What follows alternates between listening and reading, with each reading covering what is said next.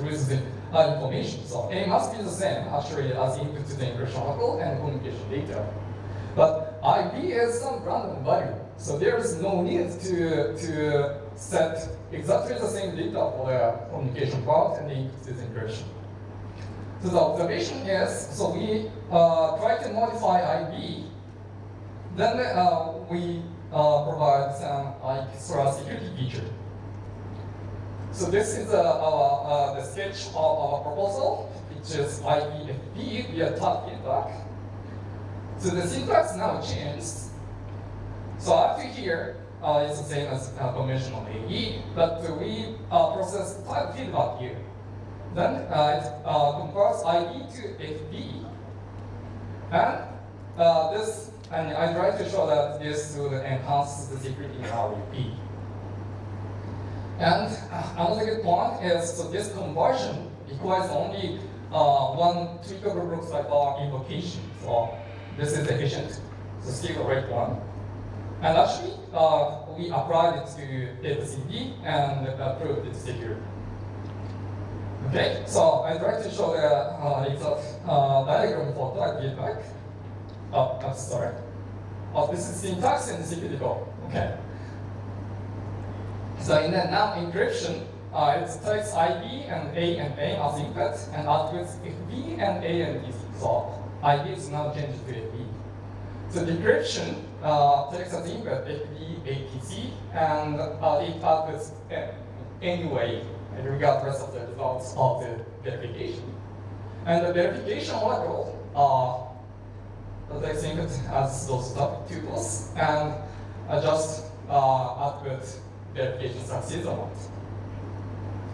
And so the achieved security, so the middle level security is named FBPA robust decryption.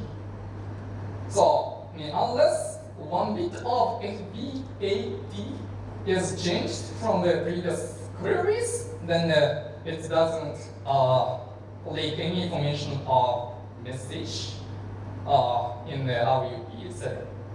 So if C can be included here, then it's robust encryption, and we prove that it's impossible to achieve it with rate 1 AE. So this, we think that this is very close to the best possible with rate 1. Okay, so this is the diagram. So this part is called tag feedback, and actually, if except for this red circle, then the diagram is exactly the conventional AE. So this encryption algorithm takes IB and N as input, and it outputs hypertext and tag. But then additionally, we compute this is tweakable cipher, which is taking tag as a tweak, and then it converts IB to FB. So in the decryption part, so the receiver receives FBTC and A.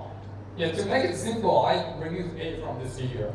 So it receives three information, FBTC, and the first recovers IB by computing this tweakable cipher, and then decryption is computed. So now we can see that if adversary chooses random D or random D, then the resulting IB is randomized. So it doesn't provide any legitimate N. So the information N is not leaked. Okay, so to achieve FBAT robust decryption, we now process A with keyed function and the mix. Okay, so A is now here. So we just like to process it in the keyed function, and so we put it in the tweak of this tweakable cipher. So the tweak size of this tweakable cipher perhaps must accept the double of the tag size of input, so, which is a bit big. And this is the corresponding verification. So you can see that if adversary chooses random A, then so the computation is randomized, so the resulting IB is randomized, so the correct N doesn't, correct N is not computed. So actually, to achieve this diagram, we did some kind of syntactic approach. Okay, so we determined that A is processed by a keyed function, and so here is previous tag value, and now we want to determine what is the tweak value and what is the tag in the updated framework. Okay, so as tag value, we consider four possibilities using X or using Y or using X or Y or using concatenation of those two. And similarly, as real tag value in this framework, so we consider using four possibilities. And then they did analyze which pattern is secure and concluded that those four pattern is secure. Okay? And also actually, so this case is, so alpha is concatenation of those two, and the beta is just like in previous time. So it corresponds to this case. And we picked this one because the proof is the simplest in this case. Okay. Yep, so we applied the tag feedback to the data CV construction, which we call it data CV tag feedback. And the good part is, so data CV originally requires triple cipher because it's triple cipher based. So we can use this triple cipher to compute TDC for the tag feedback. And the security proofs are available in the paper that I skipped in this talk. Okay, so I'd like to mention some additional features. Okay, so I'd like to mention about the implementation choices of the tag feedback scheme. So, and the natural implementation is implementation 1. So, which the encryption computes as described in the figure. So first, C is computed and T is computed. But then after T is generated, then it can start to compute B because T is tweaking to compute B. Okay.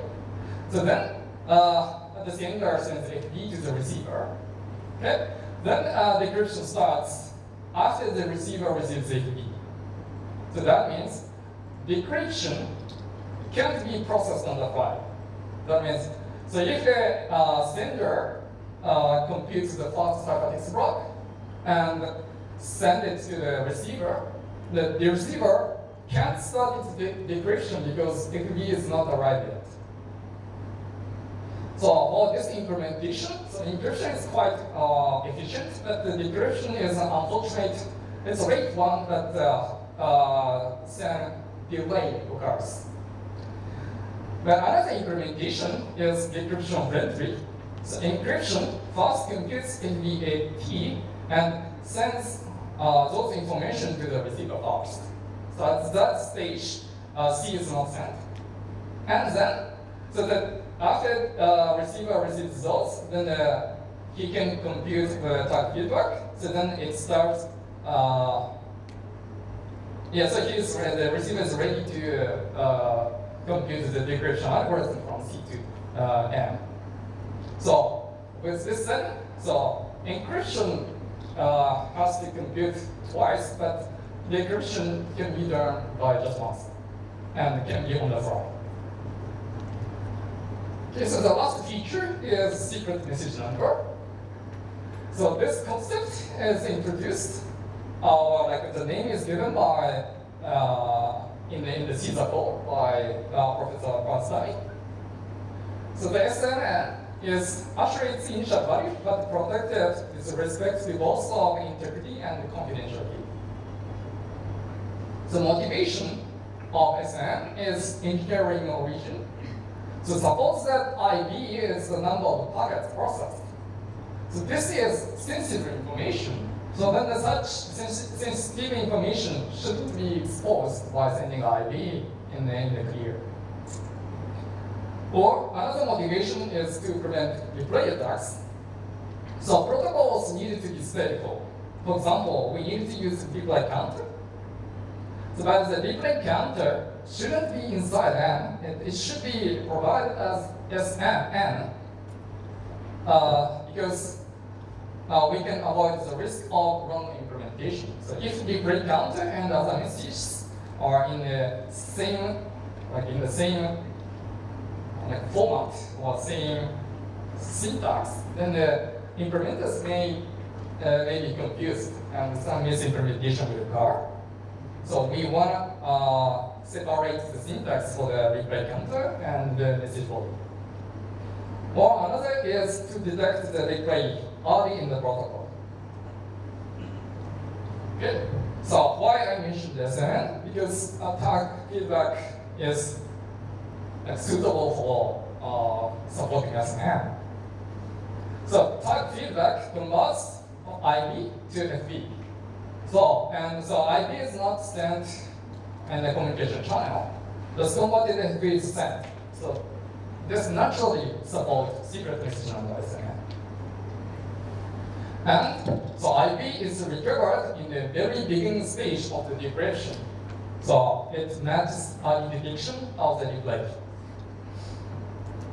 Well, actually, so several user candidates supported SNN, and unfortunately, all of them are already not in the competition. But 6 schemes try to support SNN.